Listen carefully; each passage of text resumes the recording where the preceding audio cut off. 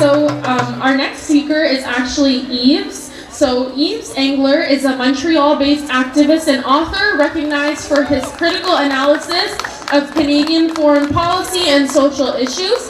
Born in Vancouver in 1979 to union activist parents, Engler was immersed in progressive movements from an early age. Over his career, Engler has authored 13 books, including Stand on Guard for Whom? A People's History of the Canadian Military, and Canada and Israel, Building Apartheid. His writings often challenge mainstream narratives, offering alternative perspectives on Canada's international roles. Beyond his publications, Engler's articles have appeared in both alternative and mainstream media outlets, including the Globe and Mail, Toronto Star, and Ottawa Citizen. His work continues to stimulate discussion on Canada's foreign and domestic policies, encouraging critical reflection and debate. With that brief profile, I invite Yves Engler to address us. Please join me in welcoming Yves with a strong show of support.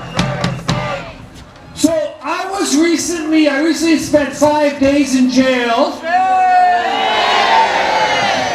because I criticized a racist, genocidal Zionist influencer on X.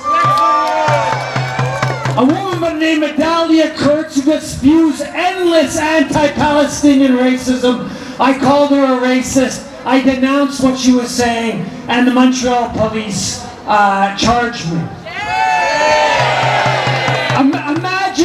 Imagine that amidst this Holocaust Israel's committing in Gaza, amidst the massacres, it's people who are criticizing Canada's complicity that are being charged.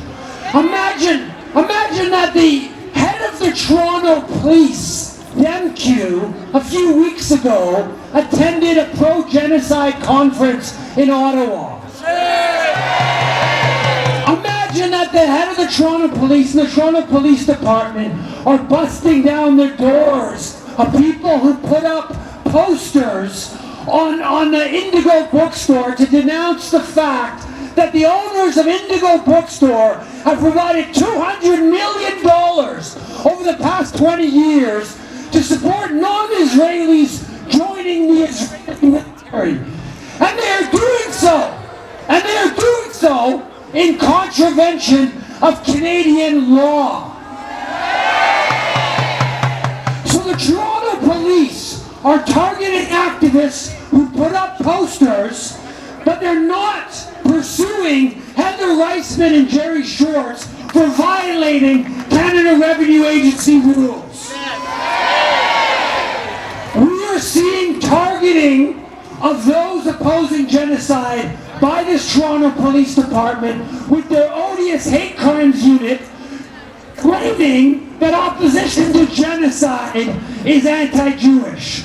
They're targeting activists all over. They're bringing in conditions, they're bringing in charges, targeting. At the same time, here in Toronto, there is a high school where a quarter of all of the students are joining the Israeli military. A quarter! Canada has a law called the Foreign Enlistment Act that makes it illegal to induce or recruit Canadians to join any other country's military. Why aren't the Toronto police investigating a school that is sending a quarter of its students to the Israeli military? At the same time, Canada has a law called the War Crimes and Crimes Against Humanity Act that says it's a violation of Canadian law for any Canadians to fight or to commit war crimes. We know there are dozens of Canadians who have been fighting in the Israeli military in its genocide in Gaza.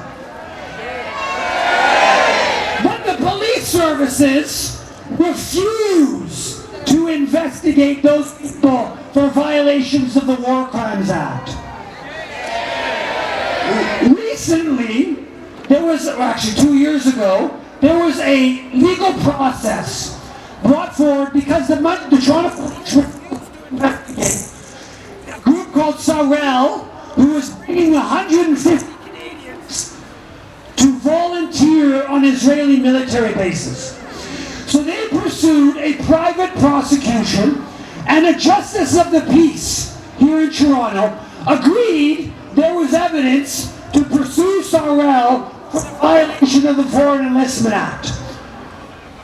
What happened was the Crown prosecution took over the case and dropped the case. So there was no prosecution, no legal case against Sarel for bringing Canadians to volunteer on Israeli military bases. There was total impunity for violations of Canadian law on behalf of Israel. And the Toronto police, who put out statements about this demonstration being about hate, but our movement being about hate, when in fact what we are pushing for is for the Canadian government to stop its complicity in Israel's genocide. And an important way the Canadian government can stop its complicity is if the police forces push the Canadian government to uphold its own laws regarding Israel.